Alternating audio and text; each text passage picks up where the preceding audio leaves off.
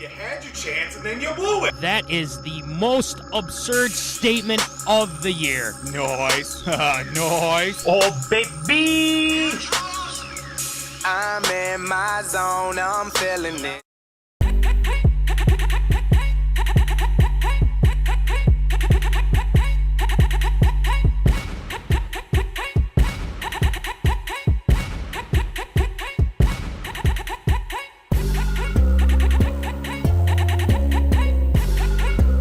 Live from West St. Paul Studios, it's time for MinneZona Sports Live with DJ Matty C and Paul the Shield Vold. And this is MinneZona Sports Live. Yes, we are back after a long 1 week hiatus. It feels like but it's only been a week. But anyway, without further ado, I'm your host, DJ Matty C, a.k.a. Matt Callahan, a.k.a. Callie, a.k.a. Matty C, etc., etc., etc. And all the way from Granite City Studios in St. Cloud, Minnesota, Paul Vold, the Shield. What's going on there, Shield? You know, we were talking before the show, man. We were talking about how it feels like we've been off for a month and then just the last few days getting everything ready. A lot has happened in just the last 48 hours alone, let alone the last 2 weeks, and trying to get that all caught up. It definitely feels like today. It's been a month since we've done the show. Yeah, it really has. There's been a lot that's happened in between that week that we were off and things like that, and it's been chaotic. It really has been chaotic. But Voldy, we've got some surprises on this MinneZona Sports Live tonight. Mm-hmm. So zoners, this is gonna be an epic show. I mean, granted, it's always an epic show.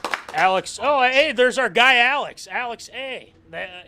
He says, "Let's go Nuggets." Yes, congratulations to your Nuggets. We'll get to that in a second.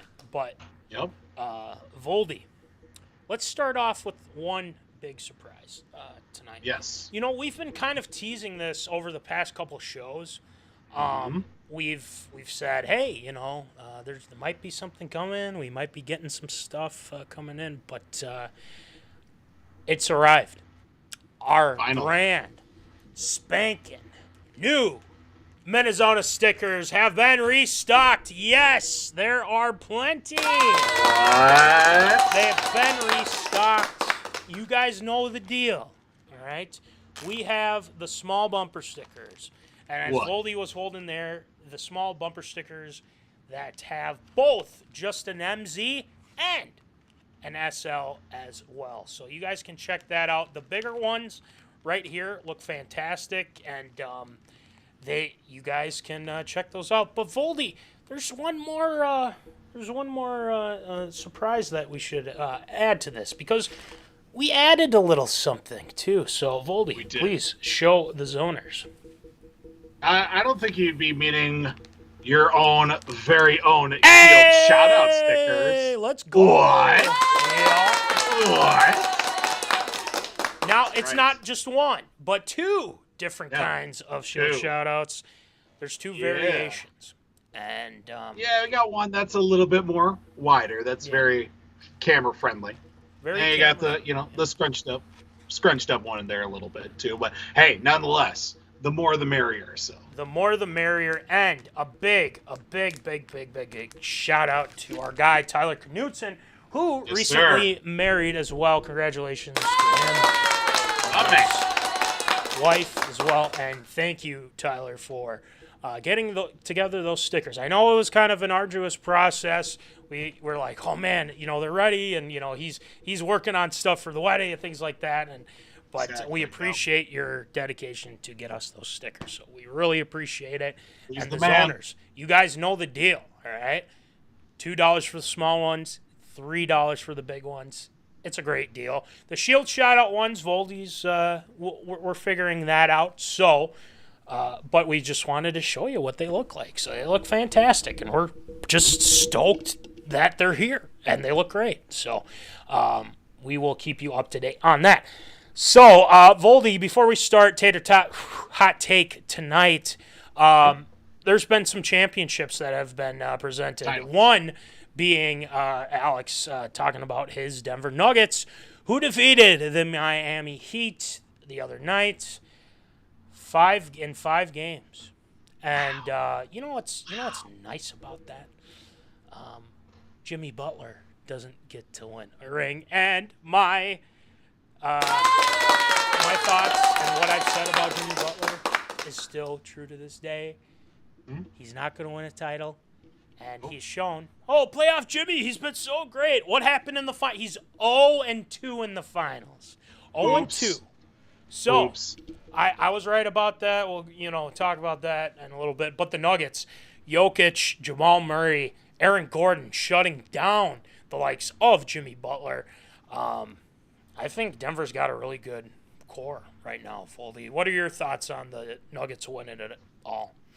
Yeah, I just feel like it was a matter of time. The way that Jokic has been playing these last few years, who's really cemented himself, if not as a top 5 player, certainly in that conversation to put him in that top 5. I mean, obviously he's won MVPs. I mean, he's won the MVP this season. He won the MVP for the finals and the championship as well. A very rare feat among big men, let alone any player on the floor, to go regular season MVP, finals MVP, and the championship as well. I think he's one of 4 guys as a big man to win the big 3 right there with both MVPs and the title as well. I think like him, Karl Malone, and like a couple other guys that were the big men that won those 3 awards right then and there. But I mean, it was just impossible. He got on a roll and he just kept going, and he didn't want to stay around very long, so he didn't want to soak in the moment. He just wanted to win his championship and go home, basically. But hey, clearly. That's what he did. We're on to next season. So Right. So congratulations to the Nuggets. Alex says, but how does the Heat loss affect LeBron's legacy? I don't know. Who knows? But it comes down to it. How is LeBron affected? Yeah, and there's some rhyme or reason. But I will say this. For the people that said Jimmy Butler was MJ's son, get GTFO. And I agree, and I say that right now because Jordan never lost in the finals, and clearly Jimmy's done that, lost twice. So, he had a bad ankle and things like. His ankle was fine, and he was fine, and he said, he even said, my ankle is fine. There's no excuse. We lost, and you know what? I can respect a little bit of that. So I'll give him some respect there. So anyway, Voldy, you're wearing it. The Golden Knights defeat the Florida Panthers in the Stanley Cup Finals. The Vegas Knights, first ever Stanley Cup trophy. The Wild are next. I'm feeling it. Of course. But what are your thoughts on the Knights winning, Voldy? Yeah, I will admit that going into the finals did not have a real lot of confidence in how the Vegas Knights. I believe I said that the Florida was going to win in 6 games. I just thought the goaltending was going to be the difference maker. And Vegas took that personally and just shoved it right to Florida. The final in game 5 last night, I got to watch the 9-3. 9-3 as the final. I mean, that is just ridiculous. And they were just scoring anywhere and everywhere, and they just proved the fact that at the end of it all, if you have, somewhat of a decent goaltender. I mean, they were on their 7th or 8th goaltender of the season with Aiden Hill starting in net. And you know what? If your team's putting up 5-6 goals a game, you got a guy that can stop 2 out of every 3. You're going to be just fine. And it worked out in that regard. And it just proves the fact that at the end of the day in hockey, offense wins championships, and it just so happened this time it came through. And the fact that when the Knights first became a team, their owner, Bill Foley, said November of 2016 that this team was going to win a Stanley Cup in 6 years. If you think about it, November of 2016, 6 years, November of 2022, at the end of this season, well, look at that. They're Stanley Cup champions. I'm more than happy about it because of the fact that, this just proves the fact that, even with them being an expansion team in their 6th season, that team was built to win right away. I mean, their first season, they made it all the way to the Stanley Cup Finals, and they unfortunately didn't do it that time. But overall, they had a couple of bumps, missed the playoffs. I think they missed the playoffs last season, came right back, and some of the guys that have been around since day one really came through, with Jonathan Marchessault being the Conn Smythe winner. So congrats to him and some of the other guys that have been there the longest, with like Alec Martinez, who'd won a couple Stanley Cups with L.A.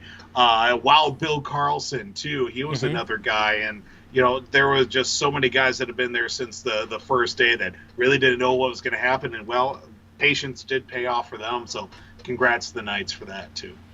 And shout out to the Panthers, even though they, lost. I mean, they were hampered with injuries. I mean, they were talking in the pregame about how many guys they're missing, and they're just trying to put together the best line they can and whatnot. So, Florida's, I say, got a bright future too, and Vegas will be back and they'll be good again. So, unfortunately for our Wild, but they're making moves too. So, we will see how it goes. But that's it for the NBA and the NHL this season, and we're just stuck with baseball and football that'll be coming up here. So, it is what it is. We got plenty to talk about. Speaking of that, we got a lot to talk about for Tater Tot Hot Take tonight. Farewell to Chef Cook, our guy. And then also we're talking a little bit about possible trade destinations if the Wolves end up trading one Karlanthonytowns. And then after that, we got to talk about it. The Kirk Cousins, Camjordan thing. You guys know the deal. You saw it on the socials medias. The guy's a clown, obviously. We'll be talking more in depth on that after Tater Tot Hot Take. And then Voldy's got a lot cooking with ARA this week, and then Shield shoutouts with a surprise, another surprise that Voldy will be showing to us. So make sure you guys stay with us for the entirety of the show. We've got a lot going on. So Voldy, let's get it going with some Tater Tot Hot Take.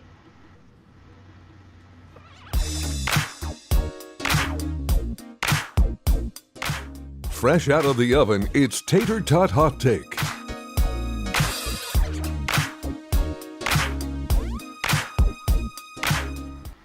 All right, it is time for some Tater Tot Hot Take, and this one kind of starts off as a farewell to our guy, Chef Cook. The Minnesota Vikings released Dalvin Cook last Friday.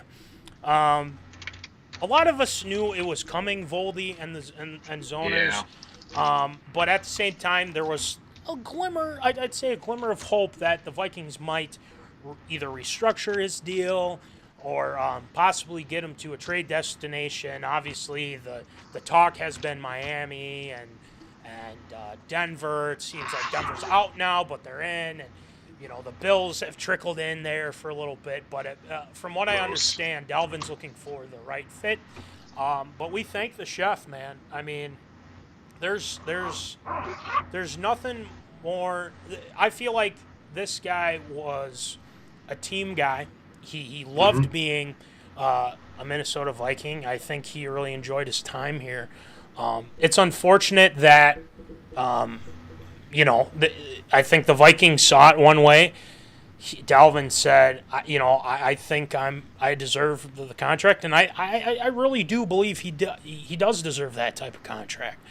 But at the same time, I mean, with our cap situation, there's just a lot riding on, the future here too, and we want to get younger at a position. You pay money to Alexander Madison to be the guy, and it might be a running back by committee at some point too. So there's a lot of factors that are into this, but it didn't shock me. I just it was a very cool tribute video that they gave out to Dalvin Cook, and I think Dalvin loves the Minnesota fans, and I think Dalvin wants to go back home to Miami, and I think that is a pretty good destination. But the issue is that Miami really likes their running backs right now. So I mean, are you willing to bring in a guy like Dalvin Cook to to kind of be the leader in that room and things like that? But I don't know. There's a lot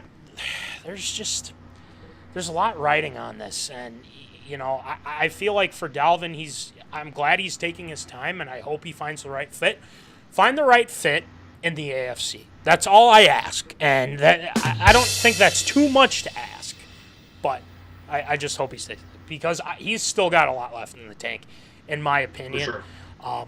But that's just my thoughts. But Voldy, before we get to you for a second, why are the Vikings getting rid of everyone?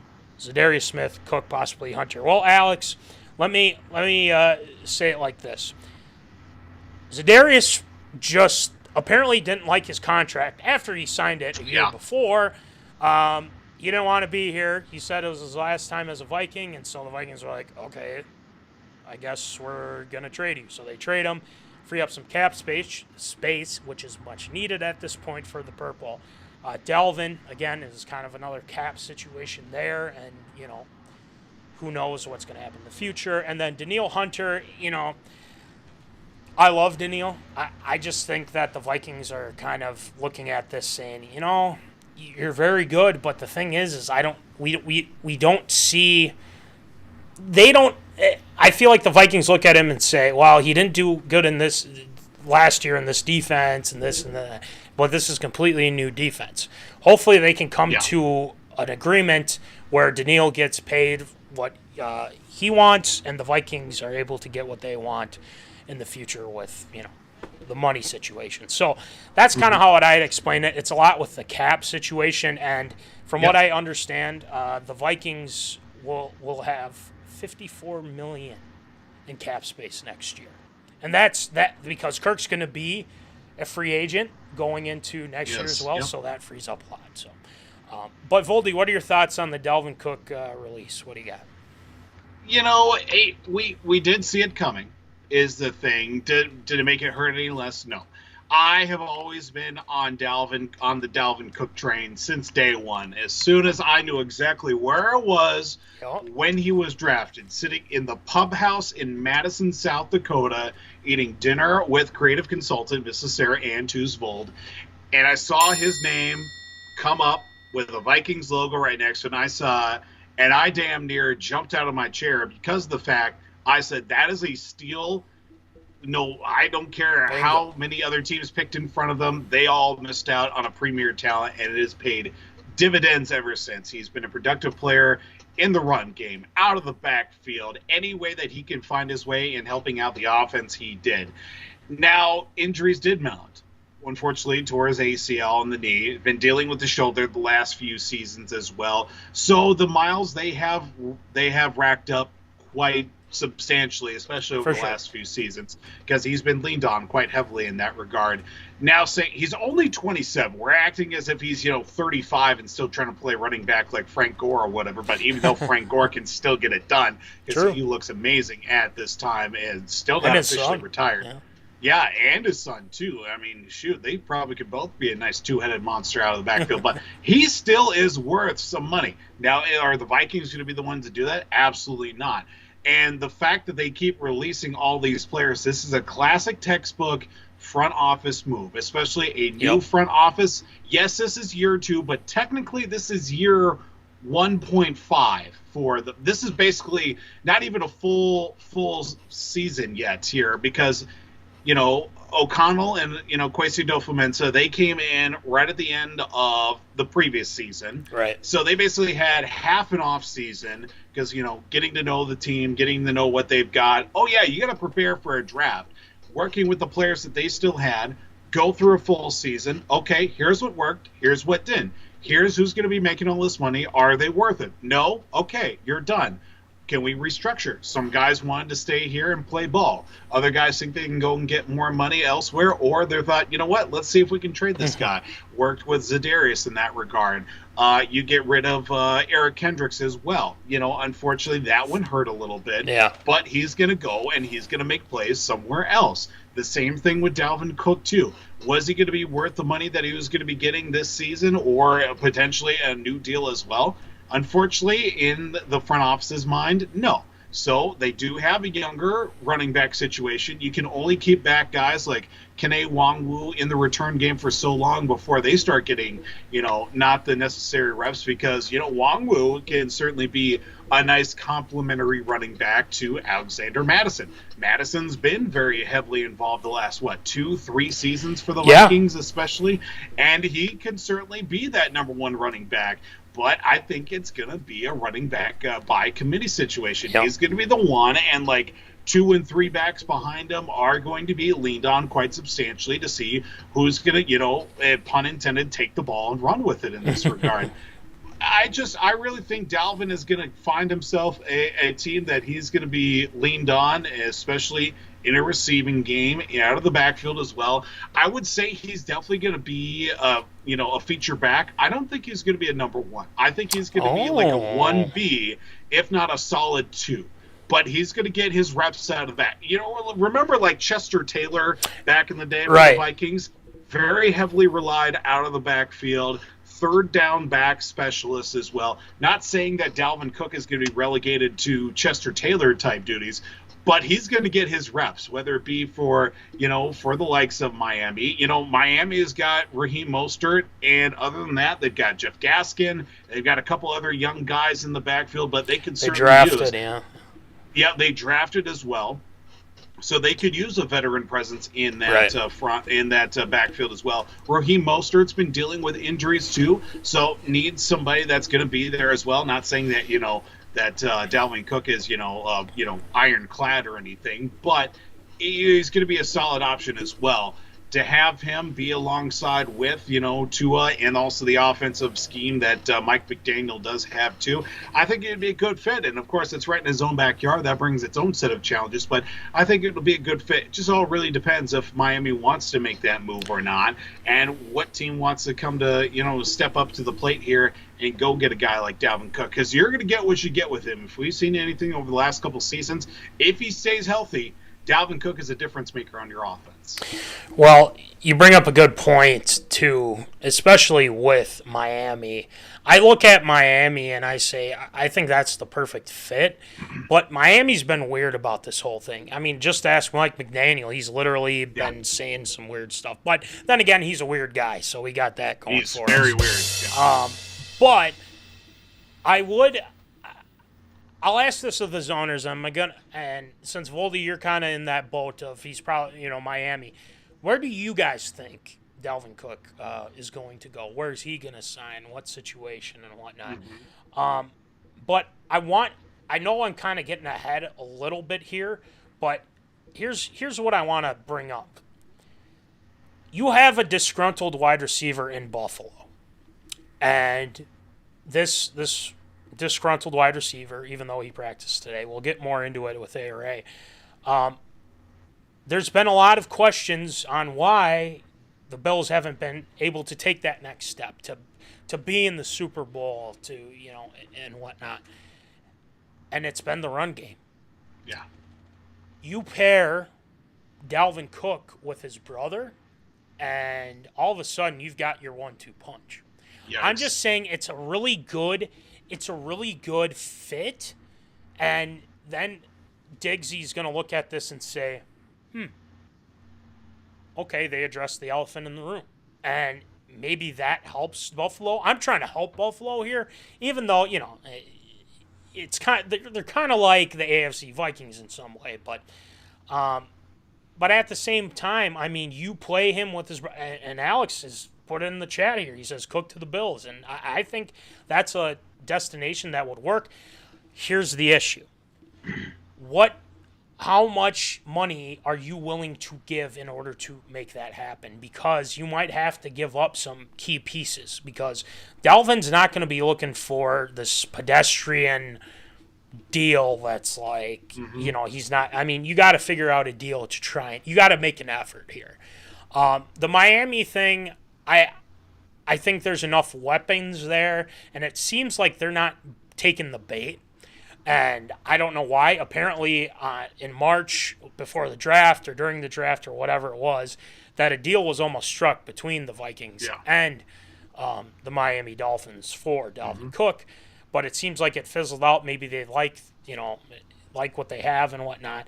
And for the people that keep saying that, oh, see, Kwesi couldn't get anything for Cook, and they couldn't get any, they couldn't make a deal with anyone because they're probably asking too much. It's like, you guys don't realize that the running back position isn't as prominent as it used to be. This is the NFL now. It's a passing league, and people think, oh, it's all on our GM because we can't get that. No, that's not the case at all. It doesn't surprise me that no one wanted to be a trade partner because a lot of teams are set at running back, and they like who they have. So that doesn't surprise me. And if I'm the Bills, I'd probably take a good, long, hard look. And before we end this here with Dalvin, we want to thank Dalvin because he's had some great moments as a Minnesota Viking, and obviously he's good friends with our good friend Caitlin Toner because he works with Fox, and they did that commercial, and she's talked to her, a couple times and whatnot. And unfortunately, I do. At Dalvin's place, unfortunately, he's going to probably be selling it. But, we just thank him for all the great memories, especially that game where the Vikings were playing the Packers and we thought they didn't have a chance. And what does Dalvin do? He has one of the best games of his career and destroys those Green Bay Packers. So, Dalvin, from all of us here at MinneZona Sports Live, Zoners included as well, we thank you. We really do. So claps out to you and the shades that you wore in that press conference. And you've been very kind as well. So we wish you luck with whatever team, except when you're playing us. So we'll go from there. Hopefully an AFC team. Speaking of a possible trade deal, there's been a lot of chatter on the social medias, especially today. Kat was on with our guy, Pat Bev Voldy, and apparently he says he's one of the top big men in the league. But that's not the only thing he said. He's addressed the rumors of his future with the Minnesota Timberwolves. There's been reports that, no surprise here, that the Wolves are looking to shop, and apparently there's been some executives that think the Wolves might have Cat dealt here in this offseason. There's a lot to unpack here with this. And, we're just going to go get right into it. I'm pretty sure the Wolves are interested, but it has to be the right deal. But I think the likely trade destination, and we'll probably talk about this with Cole Munson, Will Rattel, maybe even Zappa here at some point in the future. But, what looks good for Cat? I think it's the Knicks. I think that's a deal that I'd be very interested in, with R.J. Barrett helping out Ant in that aspect and whatnot. I don't know if you can put in a Rudy Gobert as well. You package that in. You might have to ask for a lot. You need to get picks. No ifs, ands, or buts about it. Sure. But the Thunder have been brought up in a conversation as well. You get Chet Holmgren, a Minnesota guy. Bring him home. Let's go, baby. And the Blazers have been brought up. The Spurs have been brought up, too. So, out of those couple teams, Voldy, what do you like best? I say Knicks. People who are our zoners, let us know in the chat what you think, where the Wolves should make a deal to deal Cat and whatnot. So, Voldy, what do you got?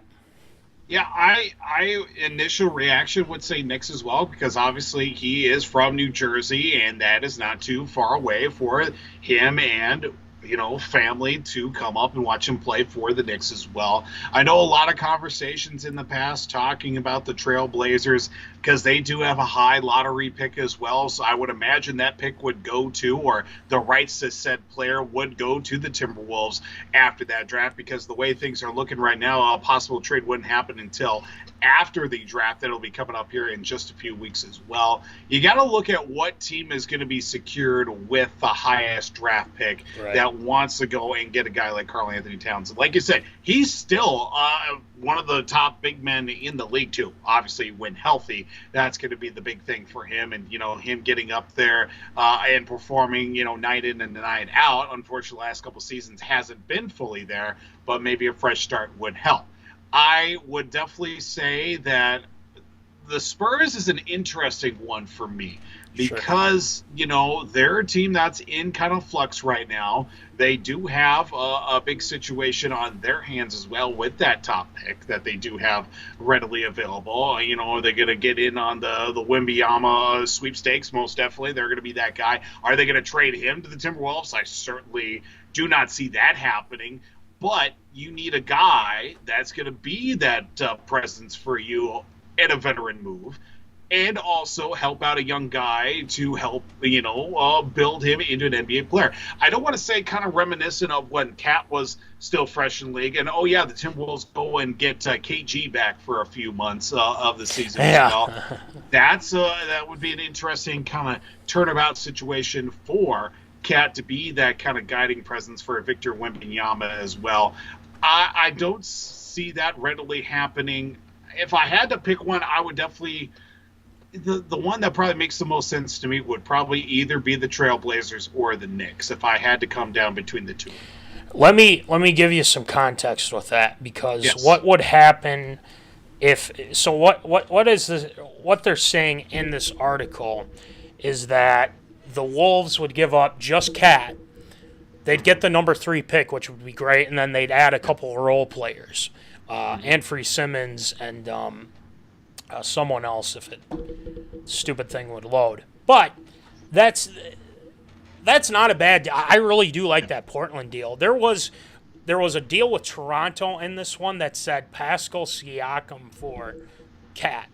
Now, Pascal Siakam, I think, is a very good player, but you got to get more than that. I mean, come on, man. Cat's a very good player, and I do like Cat. If the Wolves don't end up trading Cat, I don't have a problem with it. I want the Wolves to actually sit him down and say, listen, you need to be a factor for this team. There's no more excuses, nothing. Get it done with the roster that we have, especially with our guy, Anthony Edwards. So that's a couple things that you got to put into perspective. Now, I said the Knicks, I said Portland. The Thunder deal I kind of like. I think that's something that you can look up to. And, if the Wolves get that pick, who do they get? Scoot Henderson. That's the big prospect that they want with that as well. So if you're able to get that Portland deal, hey, that looks pretty good. And not only that, you could actually, you keep, you keep Ant. You obviously keep a lot of the role players and whatnot. And if you have to give up a guy like Kyle Anderson, slow-mo, fine. I mean, you can give that up. I mean, that I don't think that's a huge problem there.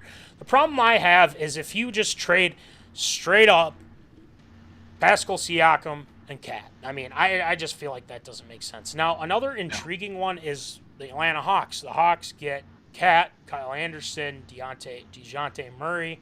Then you get a first-round pick, and that's the 15th pick this year, and then a first next year via the Kings, and it's lottery protected. So, there's a lot of positives with that one too. So the Hawks one would be interesting too. But like I said, and Zappa said this when we were talking with him too, is that it has to be the right, perfect deal. And it has to help with the Wolves, and that they can get some picks in return and some key role players too, because you can't have enough role players. I mean, you gotta have those types of guys on your team. And I mean, look at the Nuggets. You have a guy like Aaron Gordon who's locked down a lot of the top guys. You add in Brown. You add in a lot of young guys that stepped up in those finals. And remember, there was a time where we said the Nuggets were the weakest 1 seed of all time. And guess what? They just won the finals. So won the whole thing. This is Bruce Brown. Thank you, Alex. Bruce Brown. He was very good, too. I really liked the way he played, and he was very tenacious and things like that. So those are possible trade destinations, and we'll see what happens with Cat. Let us know what you guys think. We'll definitely chime in on that. All right, Voldy, let's get this taken care of here, because I just got sick and tired. I thought we were done with talking about Cam Jordan. I thought Cam Jordan learned his lesson.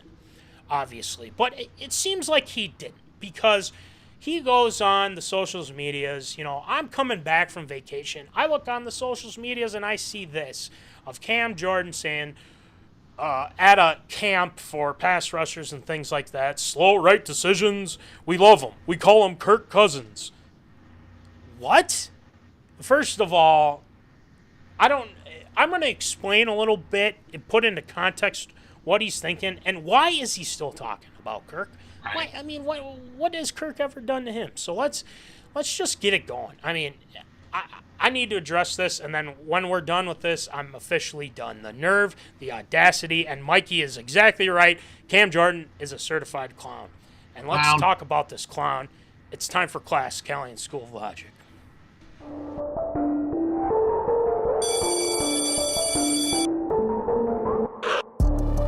Class is in session. You're enrolled in Callahan's School of Logic.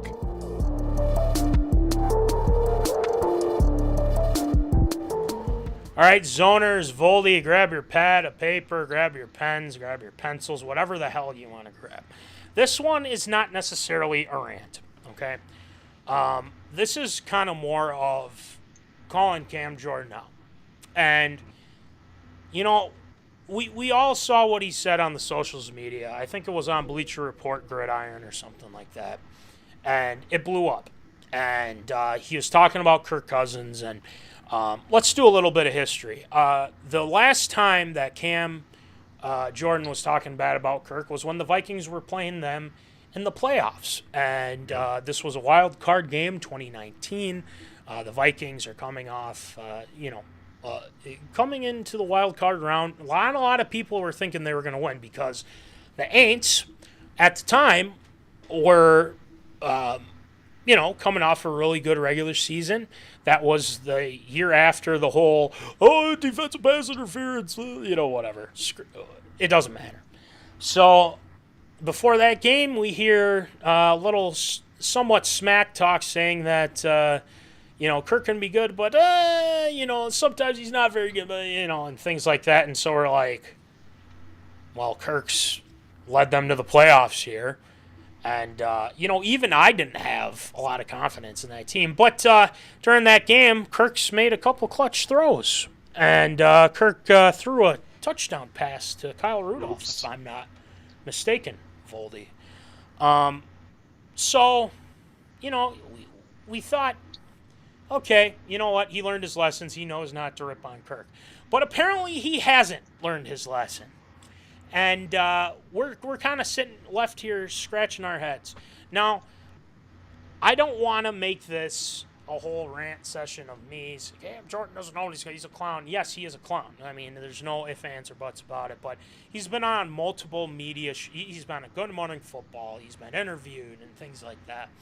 And we know he's a petty guy. You look at his Twitter, and he's saying stuff, and then obviously he's saying the right things. He's kind of being that media guy, kind of like a buddy type of deal. But what is your deal with Kirk? Kirk has not said anything bad about you, hasn't said a word to you, and you're going out and you're saying like, slow right decision. First of all, I think you probably could have said it a little bit clearer here, Cam. You could have said, Kirk's not as mobile. He doesn't think quick on his feet type of thing. Right. Well, if you watch a lot of Kirk's tape, he's a lethal passer. He is a lethal passer. Down the field, on deep routes, medium routes, short routes, everything. But apparently, he just thinks that Kirk's just this bum. And he's not very good. And yes, we all know Kirk's not mobile. You'd have to be a freaking idiot if you didn't think so. Kirk, but he can be mobile. And you've seen it this past year. You look at that Cardinals game, he's pretty spry when he gets out of the pocket. He scored a touchdown, for goodness sake. Yep. But the logic in all of this is that the Vikings have beaten the Aints this past year. And, oh, by the way, there's something called the Minneapolis Miracle. I believe you've heard of it. The zoners have heard of it. but then the 2019 playoff game. So, Cam Jordan, here's what I'm going to say to you. Before you open your mouth about Kirk Cousins, just remember who's knocked you out of the playoffs and also beat you on a double doink. And led by Kirk Cousins on that drive, throws to Justin Jefferson, and then you've crowned Marshawn Lattimore as the shutdown corner. He wasn't shut down against JJ that day, over 100 yards. And, I think he had a touchdown, didn't he? Interesting. So, a guy that has literally said nothing to you and hasn't even addressed the fact that, you've said these things. Guess what? Kirk's backed it up with his play. That's why I call you all bark and no bite, because you don't back up your words. And by the way, Voldy, his dad is a former Vikings tight end, if I'm not mistaken, right? He's in the Ring of Honor, for God's sake. He's in the Ring of Honor. And what organization let Cam and his brother, or whoever that is, a relative or whatever, to U.S. Bank Stadium? I'm showing this picture. This is weird. Cam Jordan's there at U.S. Bank Stadium. The Vikings have treated him very well, but the fact that he's going after Kirk, what are you doing here, bud? Do not talk about Kirk Cousins in a bad light anymore. This better be the last time you talk about it, because Kirk's had your number time and time again. And yes, you can bring up that regular season game against us on Christmas Eve or whatever. The Vikings were missing half of their defense that day. Okay? You can't blame that on Kirk. So, I'm going to end it with this. The logic in here with all this is Cam Jordan literally does not know what he's talking about. And Cam Jordan is a media clown. He is a media clown. And I'm going to say this one thing, too. I invite Cam Jordan to respond to this. And I want him to respond, and I want him to come on to the show. If you want to explain why you said that and why you think that Kirk is just not that very good, then why has he beaten you time and time again? That's what I got for Callahan School of Logic. Zoners, please let us know what you think. Actually, people have already chimed in. Easy A. What up, Easy A? Okay, seriously, Jordan is a clown. And second, why so much hate in Kirk? What has he done? Kirk has backed it up with his talk, with great quarterback play. So don't even – that's the only thing that I want to say. So, Cam Jordan, come on the show. Let's talk. Come on the show. I call you all bark, no bite. Let's talk. Voldy, bring Steve with. Bring your dad. Let's have a peaceful conversation. Former Viking, great. Yep. Go ahead, Shield. So I guess the basic essence of this whole conversation, to channel the great Will Smith, keep my quarterback's name out your effing mouth. Yep. That's all I got to say. But really, talk about the numbers here. This conversation really boils down to one thing. Cam Jordan against Kirk Cousins as a whole. 6 times they've matched up against each other, most of them being in Minnesota. There was that 2015 matchup where Kirk was still with the Washington Football Organization at that time as well. And, Cam hasn't favored all that well. 3.5 sacks, 10 quarterback hits, 10 hurries, giving 75.5 average pass rush grade. I don't know what any of that means, except for the big ones. Sacks and quarterback hits. Not very good. If you're good, you're going to get to the QB, but apparently not that good against Kirk Cousins and an O-line. What has Kirk done in those 6 matchups? He's only thrown for 1,400 yards, 14 touchdowns, 2 interceptions, and this key stat, 69% completion percentage. Nice. And given up, 16 sacks. So in 6 matchups, a little over, just under 3 sacks a game. But you know what? That's a team effort. But literally, he is a great mouthpiece for the league, that being Cam Jordan. Him being, along that same line as Von Miller. Of course, that Von Miller running that rush camp as well for all those pass rushers and everything. Cam Jordan is in that same level as well. He is a great, defensive end as well, and a great rush attack. But literally the hatred of Kirk Cousins and saying that he's slow. Look, slow and steady wins the race. I don't know if we have to